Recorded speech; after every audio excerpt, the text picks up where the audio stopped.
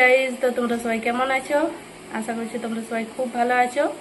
আর আমি কিন্তু ভালো নেই, সেই জন্য আজ তোমাদেরকে বড় ভিডিও দিতে পারলাম না।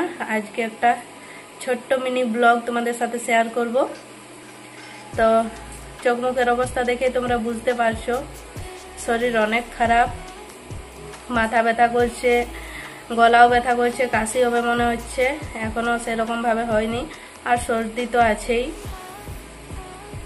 এত গরম দিচ্ছে যে কি আর বলবো। দেখো এখন ফ্যান অফ আছে, সেই জন্য ঘেমে চান করে যাচ্ছি। আবার ফ্যান চালু করছি তখন ঠান্ডা লাগছে। তো কি আর করা যায়। আর মাথায় তেল নিলাম।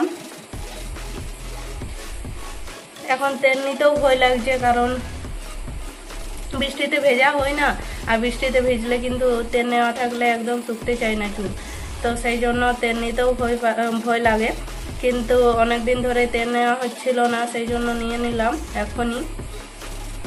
আর অনেক সর্দি হয়েছে, আওয়াজটা দেখো অন্যরকম শোনাচ্ছে, যেমন কান্না করছি সেই রকম। আর দেখো এদিকে আমি রান্না বসিয়েছি। তো চলো কি রান্না করছি সেটা তোমাদেরকে দেখিয়ে দিই। তো বন্ধুরা, এই দেখো এখানে আলু ভাজা বসিয়েছি। আর এরপরে ডাল বানাবো, আলু ভাজা ডাল। আর এদিকে ভাত হয়ে গিয়েছে, এই দেখো এখানে ভাত ঢেলে নিয়েছি। আর এই দেখো তোমাদের সাথে কথা বলছিলাম, সে তখন আলুগুলোর কি হয়েছে দেখো, আলুগুলো পুড়ে গেল। তো এই আলুগুলো তাই তুলে তুলে ফেলে নিয়েছি, না হলে ভাবলাম যে পোড়া পোড়া স্যান্ড করবে। তো তাই ওগুলো তুলে নিলাম। আর এইগুলো ভাজছি ভালোভাবে।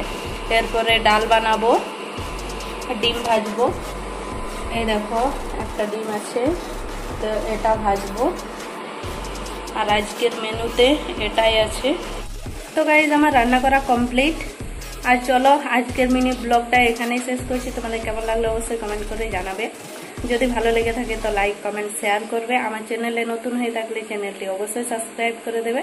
আর সাবস্ক্রাইব করে পাশে থাকা বেল আইকনটি ক্লিক করে রাখবে, যাতে আমি ভিডিও দেওয়ার সাথে সাথে তোমাদের ফোনে নোটিফিকেশন পৌঁছে যায়। চলো তাহলে আজ বাই, দেখাবো পরের দিন। তোমরা সবাই ভালো থেকো, সুস্থ থেকো। Tata, good night. একটু পরেই কিন্তু লাইভে আসছি, তোমরা সকলে এসো।